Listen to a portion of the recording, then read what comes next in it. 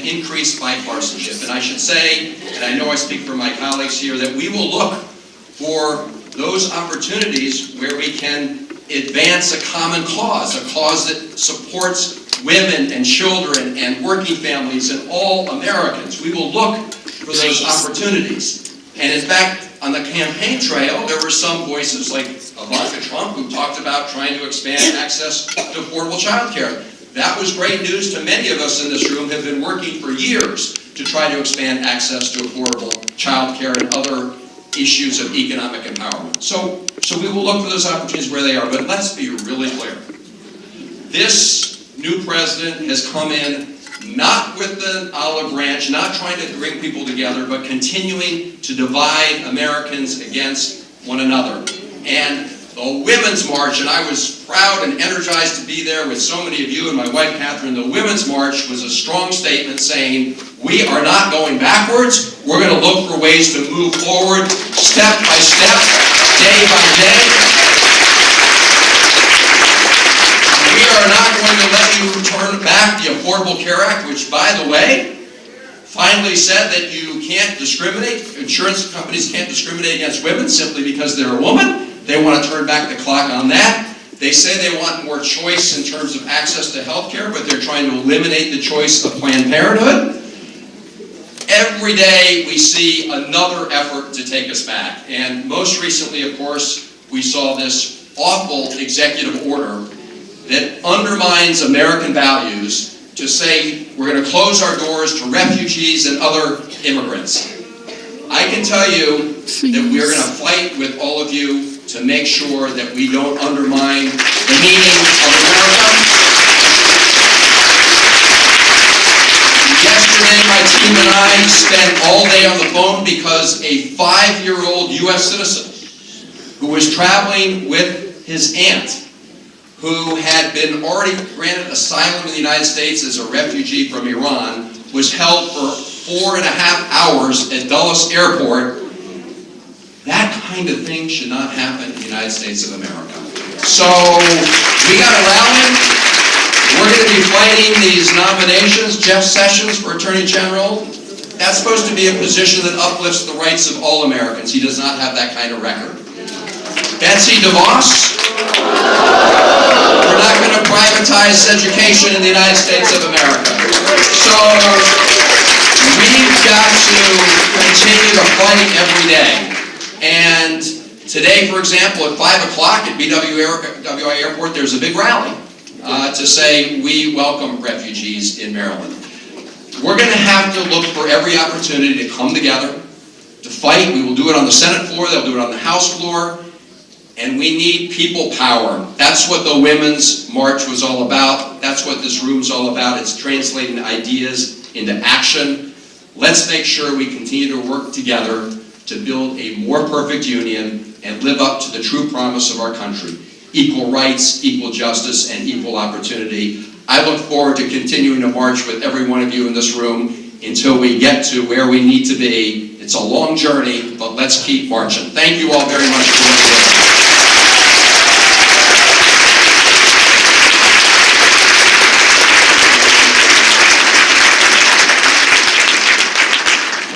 Good afternoon, everybody. It's wonderful to be here, to Lorna Ford, to Deborah Wright Harris, to Katie Smith, and all hail Christian Herald for that incredible presentation. Thank you for the commission and for its work. To Catherine Leggett and to her distinguished sidekick, Ike Leggett. Thank you for welcoming us here to Montgomery County, and I'm privileged to be with my colleagues in government at all levels. I will be brief because I think really what you just want to hear from us up here is that we're going to fight with you on all the issues that matter. Every single day, in every single way, we're going to carry that fight forward. And whether it's about economic empowerment for women and all Americans, whether it's protecting reproductive health care, fighting to keep the ACA in place, which has meant a tremendous difference for millions of Americans all across this country, we're going to be there. But we need you. We need to support each other. The Women's March, it was amazing because, I was at the inauguration. I went to kind of stand in solidarity with Barack Obama and Hillary Clinton and Michelle Obama on that day. But when President Obama and Michelle exited, they went through that sort of narrow doorway back into the Capitol. My heart sank a little bit. It sank a lot. That was I posted. That was the hardest goodbye since I've been in American politics, because we weren't just saying goodbye to a family and a president. Please don't stand in front of the the highest standard. But then I thought You're about not what's coming respecting me as a woman. behind that, and the contrast is stark. So my heart sank. But then the next day was the march, and it was unbelievable. It was unprecedented. We've never seen anything like this, not just in Washington, but across the country. And across the world, really, where people were stepping up and saying, this is not the path we want to choose for our country, for our world, for our people, for our next generation. We have a different idea of where to take America. And I've been thinking recently about Dr. King's last speech on April 3rd, 1968. Because we celebrated Dr. King's birthday 2 weeks ago today. But that mountaintop speech, where he talked about going up to the mountaintop and looking over and seeing the promised land. And it occurred to me that that mountain that we need to climb so we can even look and see the promised land we're trying to get to, that mountain just got a little bit steeper with what's happened in our politics. But I'm not despairing, because we have what it takes to climb it. We have what it takes to get to the top and to see the America that we believe in and the values that we care about. The shoulders in this room are too broad, they're too strong to be defeated. And America is too strong to be broken by one man. The vision that we have of the America that we care about is too clear and too determined to be shattered by one ego. So we are going to fight together. We're going to march together. Fighting is taking on a whole different meaning. It used to be kind of an abstract concept, but it means every day you write a letter, every day you send an email, every day you make a phone call, every day you have a house party, you organize, you build, you energize. That's what we're going to do. We're going to fight together. We're going to protest together. We're going to march together. We're going to carry forward together, and we're going to stick together. Thank you all for what the commission did.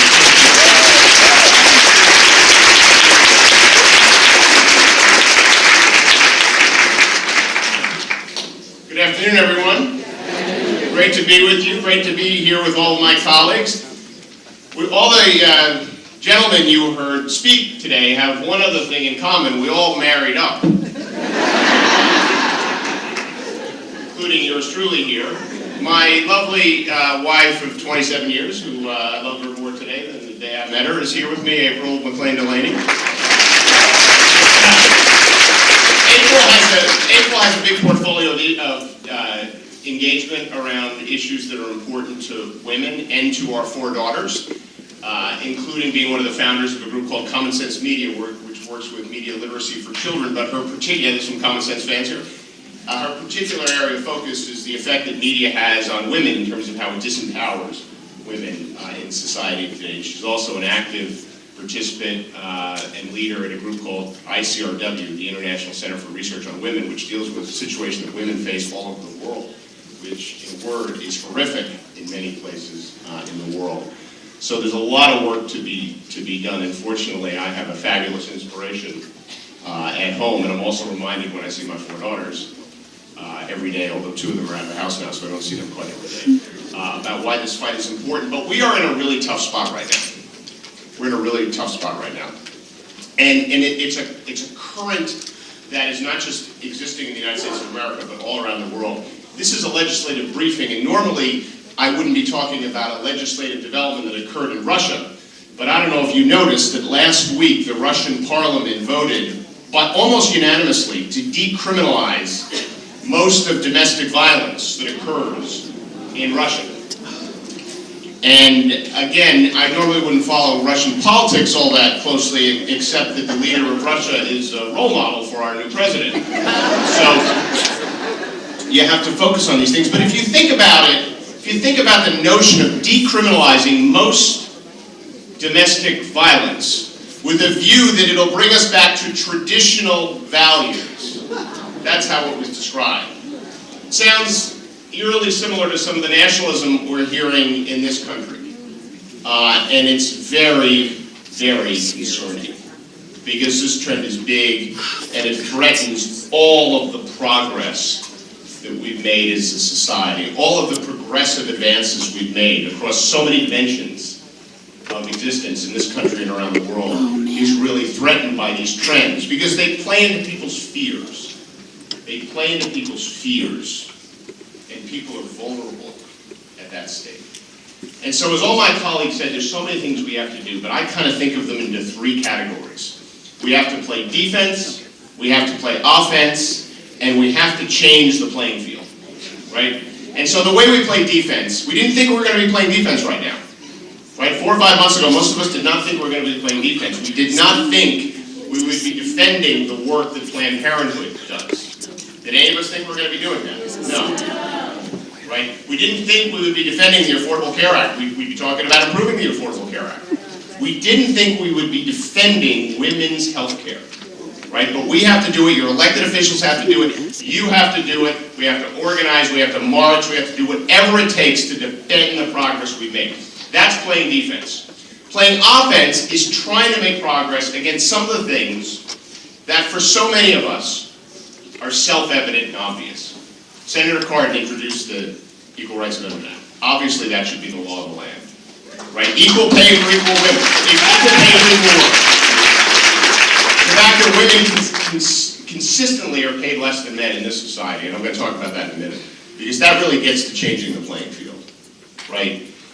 These are the things that are so obvious to a progressive modern society and can lead us to a better place.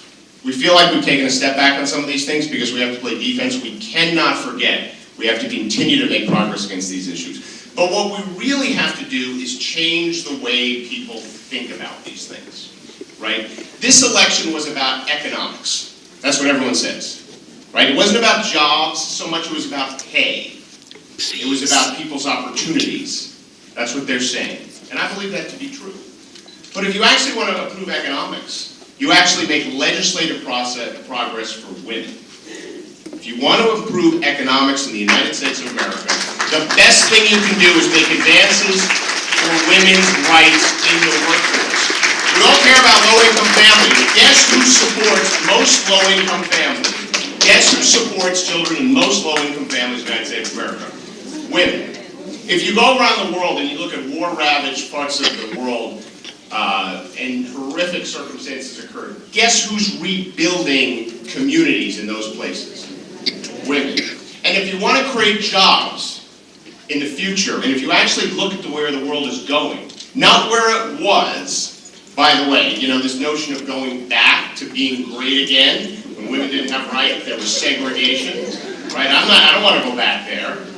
Right? We want to look at the future. If you look at the jobs in the future, if you look at the jobs that are being created in the United States of America right now, in fact, women have a majority of those jobs. the skills that women have, the way women approach working in the workforce, the collegiality, that general, superiority, I hate to say it, that women have, the skills that they have is so relevant. We have to advance the rights of women in the workforce if we actually want to improve our economy. So we got to play defense, we got to play offense, and we have to fundamentally change the way we think about this issue if we want to make the kind of difference in our economy that we all know we need. So God bless you all. Thank you for having me.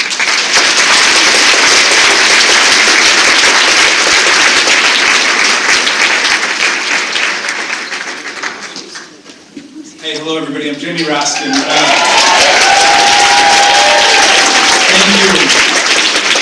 Thank you very much, and I'm on my way to Dulles Airport to go stand with the refugees. I didn't know we were having a rally at BWI, and we said we're rally at 5 at BWI, so I think I'll fly from Dulles to BWI so I don't miss any of the protests.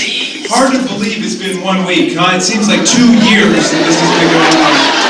It's unbelievable.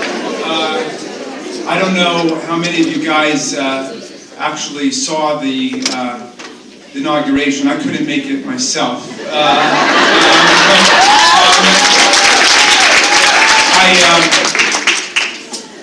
I saw the speech. I liked the speech. I think I probably would have loved it in the original Russian that it arrived in.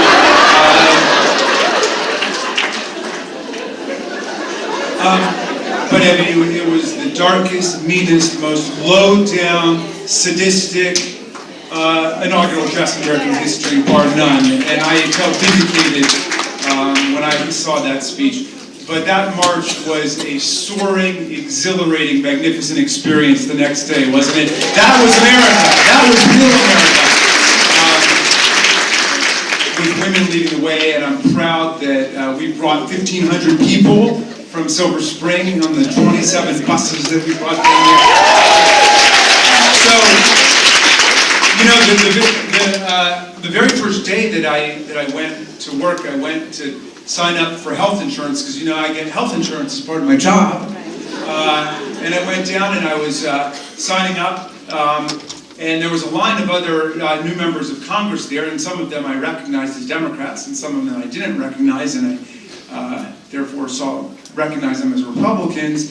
And I said to myself, wait a second, these guys are not going to come down here and sign up for health insurance that they get as part of their job as members of Congress, and then go upstairs and vote to strip 22 million people of their health care, are they? Well, sure enough, the very first week, this is the top of their agenda. They want to dismantle the Affordable Care Act. They want to voucherize Medicare. They want to downsize Medicaid. They want to demonize Planned Parenthood and defund it. And I started thinking to myself, if they think they're going to get away with that agenda, they must not know who we are. They must not know who we are, okay? Because we are the people, we are the country that built Social Security in response to the Great Depression. And we built Medicare and Medicaid after that. And we built the Affordable Care Act. And the people in this room are the heirs to the Civil Rights Movement, and the Women's Movement, and the Peace Movement, the Labor Movement, the Environmental Movement, the LGBT Movement, and we are not going to let some left out Harvard Business School neo-fascists who let the president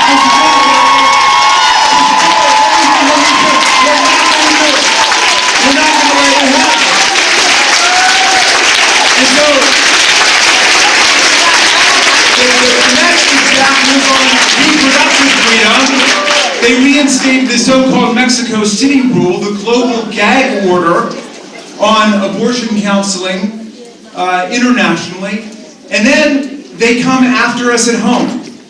So they brought in this H.R. 7, which says it's not enough that for decades there's been not one penny that's gone to abortions through federal programs. Not one penny for decades. It's not enough. They are saying to the insurance companies that are participating in the Affordable Care Act, if they allow abortion on any policy that they have, they will not be able to participate in the Affordable Care Act in order to cut off poor women from abortions. And then, the icing on the cake is they said, we want to overrule the determination of people in Washington, D.C. to provide for Medicaid funding for abortions for poor women. And they can do it to D.C. because they're Congress and they get to control D.C. So they said to the people who are the residents of the only national capital on earth who are not represented with voting representatives in their own body, that they cannot make a decision about whether or not to provide abortion funding for Medicare for poor women. And I want to tell you, I made my very first speech from the well of the House of Representatives to denounce all of their moves against the reproductive rights of the people of the United States of America and the people of Washington, D.C.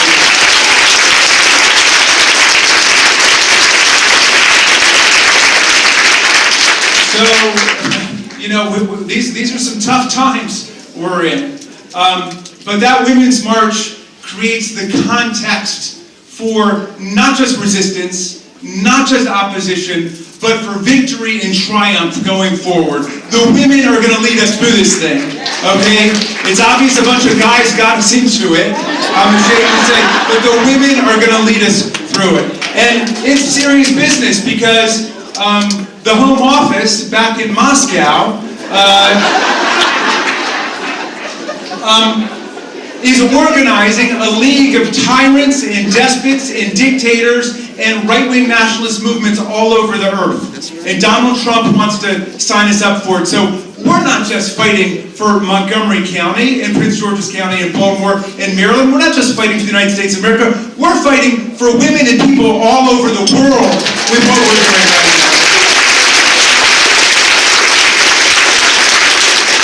So don't forget that. And don't forget that overhanging all of the craziness that we're dealing with is the fact. Remember, facts. There's a fact. And that is the fact of climate change, which is threatening the future of our civilization for those who really care about it, right? Donald Trump said that climate change is a hoax perpetrated by the Chinese on the Americans. But I think that the report that we got from our own intelligence community tells us what's really going on, which is Donald Trump is the hoax perpetrated on the Americans by the Russians. So, people write me all the time now and say, what are we going to do? What do we do? And all I can say is stay close, because we have to watch every move. We've got to play defense, we've got to play offense. But, like Tom Paine said, and I'll close with this, when he wrote during the American Revolution, and Paine said that these are the times that try men and women's souls. These are the times, he said. But those who are summer patriots and sunshine soldiers will shrink from the duty of their nation at this moment. But those who stand by it will win the love and the gratitude of every man and woman on earth for what they do. Tyranny, he said, like hell, is not easily conquered, but we have this saving consolation. The harder the struggle, the greater the triumph in the end. Thank you very much.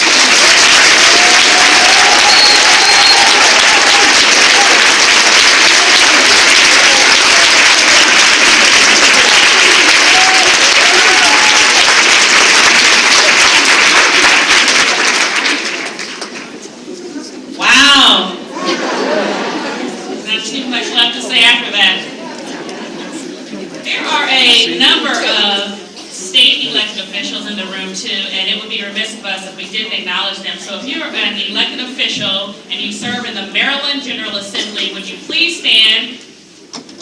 If you're a state elected official and you serve in the Maryland General Assembly, please stand.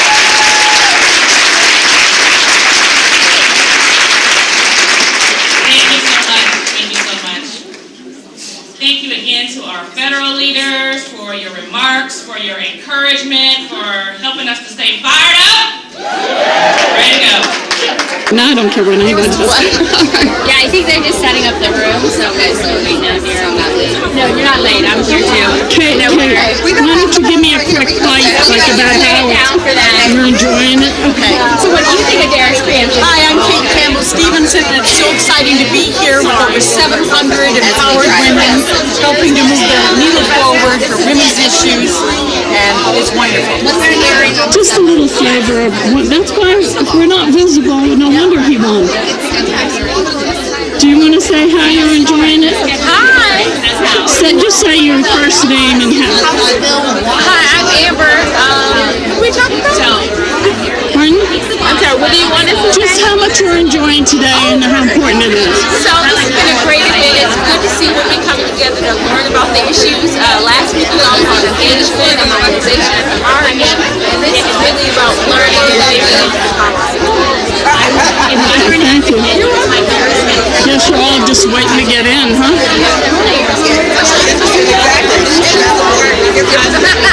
Do you want to say something about how much you like what's going on today? Oh, no, I don't want to be here.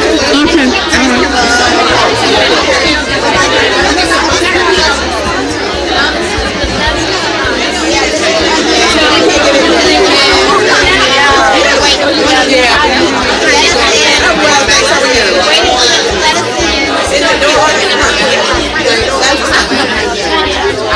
right.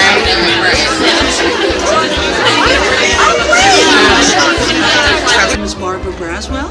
I came to the Women's Legislative Briefing. I've been here for many years, every year, and I'm enjoying it today. I've enjoyed it in the past.